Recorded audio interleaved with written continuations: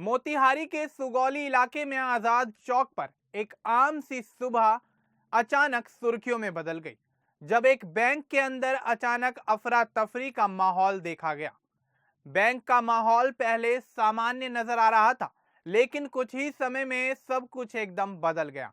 Bank के अंदर एक महिला ग्राहक हाथ में झाड़ू और बांस का बल्ला लेकर अंदर आ गई और उसने बड़ी ही तेजी से बैंक के अंदर मौजूद सामान को तोड़ना शुरू किया। वहां बैठे अन्य ग्राहकों को कुछ समझ ही नहीं आया कि आखिर ये हो क्या रहा है, लेकिन महिला के इस व्यवहार को देखकर वहां अचानक भयंकर हड़कंप मच गया। जैसे जैसे उसकी तोड़फोड़ बढ़ी, वैसे वैसे आसपास के लोगों की भीड़ इकट्ठी होने लगी और थोड़ी ही देर में बैंक का कामकाज पूरी तरह से ठप हो गया। इस अप्रत्याशित नज़ारे को देखकर लोग अपने मोबाइल निकालकर फोटो खींचने लगे और वीडियो बनाने लगे और घटना कुछ ही समय में चर्चा का विषय बन गई। बाद में यह पता चला कि यह महिला कोई मामूली ग्राहक नहीं थी, बल्कि सुगौली की ही रहने वाली बिंदा देवी नाम की महिला है।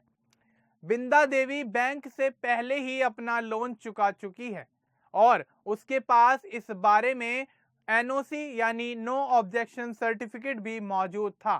सामान्य नियम के अनुसार जब कोई व्यक्ति अपना लोन पूरा कर देता है और उसके पास एनओसी होती है तो बैंक को उसका नाम डिफॉल्टर सूची से हटाना चाहिए, उसके सिविल स्कोर को अपडेट करना चाहिए। लेकिन बिंदा देवी के साथ कुछ उल्टा ही हुआ। बैंक ने उसके नाम को डिफॉल्टर सूची में ही रखा और उसके सिविल स्कोर को भी समय पर सुधारने का काम नहीं किया। इससे बिंदा देवी के लिए आगे बैंकिंग और अन्य लेन देन कठिन हो गया, क्योंकि डिफॉल्टर दिखने पर किसी दूसरी बैंक से लोन लेना या अन्य वित्तीय सेवाएं लेना मुश्किल हो जाता है। बिंदा देवी कई महीनों से बार बार बैंक आती जाती रही और उसने लगातार बैंक अधिकारियों से अपने मामले का समाधान भी मांग लिया था, लेकिन उसे संतोषजनक जवाब नहीं मिला। उसने कई बार बैंक की सफाई, दस्तावेज अद्यतन, सिविल स्कोर सुधार और एनओसी पर अंतिम प्रक्रिया को पूरा कराने की गुजारिश की, लेकिन कोई ठोस परिणाम नहीं मिला। इसी लंबी प्रतीक्षा, निराशा और अर्थव्यवस्था की चुनौतियों के बीच बिंदा देवी का गुस्सा धीरे धीरे हद से पार हो गया। उसे लगा कि बैंक की लापरवाही ने उसकी मेहनत, समय और सम्मान को ठेंगा दिखाया। इसलिए उसने यह नाटकीय कदम उठाया और झाड़ू बल्ला लेकर बैंक के अंदर तोड़फोड़ की। जब बिंदा देवी झाड़ू और बल्ला लेकर बैंक के अंदर आई, तब उसने सबसे पहले बैंक के कांच के दरवाजों को निशाना बनाया और धीरे धीरे बैंक के काउंटर, कुर्सियां और अन्य सामान को तोड़ना शुरू कर दिया। बैंक के अंदर बैठा हर ग्राहक हैरान हो गया कि अचानक इतनी तेज आवाजें क्यों हो रही हैं। कुछ लोग तो डर कर पीछे हट गए, तो कुछ ने यह सब अपने मोबाइल में रिकॉर्ड करना शुरू कर दिया। महिला की इस हरकत से बैंक के अंदर का माहौल बिगड़ गया और लोग चीखने चिल्लाने लगे। भीड़ इतनी बढ़ गई कि बैंक के काम करने वाले अधिकारी और कर्मचारी पूरी तरह असहज हो गए। कुछ ग्राहक तो अपनी रकम और दस्तावेज लेकर भागने की कोशिश करने लगे, क्योंकि उन्हें सुरक्षा का अभाव महसूस होने लगा। जब बैंक के भीतर अफरा तफरी मची हुई थी, तभी घटना की सूचना स्थानीय थाना पुलिस तक पहुंचाई गई।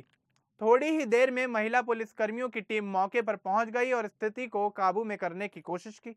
पुलिस ने धीरे धीरे भीड़ को हटाया और बिंदा देवी को समझाने बुझाने की कोशिश की, ताकि वह और तोड़फोड़ ना करें। पुलिस ने बिंदा देवी को थाने ले जाकर पूछताछ की और स्थिति को नियंत्रित करने में सफलता पाई। बैंक के भीतर जमा भीड़ को भी सुरक्षित रूप से बाहर निकाला गया, ताकि आगे कोई दुर्घटना ना हो। जिस बैंक की ब्रांच में यह सब हुआ, उसके प्रबंधक संजय कुमार ने मीडिया को बयान दिया कि बिंदा देवी यहां केवल एनओसी पर हस्ताक्षर कराने आई थी, लेकिन स्टाफ के कुछ सदस्यों के फील्ड में होने की वजह से प्रक्रिया में देरी हो गई थी। उन्होंने यह भी कहा कि बैंक ग्राहकों की सभी शिकायतों को गंभीरता से लेता है और इस मामले की भी जांच की जा रही है।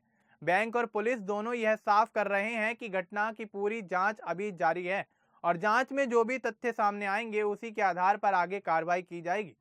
फिलहाल पुलिस बिंदा देवी के सिविल स्कोर, एनओसी के दस्तावेज और बैंक के अन्य कागजों की गहनता से पड़ताल कर रही है, ताकि यह पता चल सके कि सत्य क्या है और किन प्रक्रियाओं में चूक हुई है। अभी तक इस घटना पर किसी के खिलाफ एफआईआर दर्ज करने या किसी की गिरफ्तारी करने की कोई आधिकारिक सूचना नहीं आई है, लेकिन पुलिस ने पूछताछ के दौरान बिंदा देवी को कुछ समय के लिए हिरासत में लिया था ताकि मामले की तह तक पहुंचा जा सके और सच्चाई सामने लाई जा सके।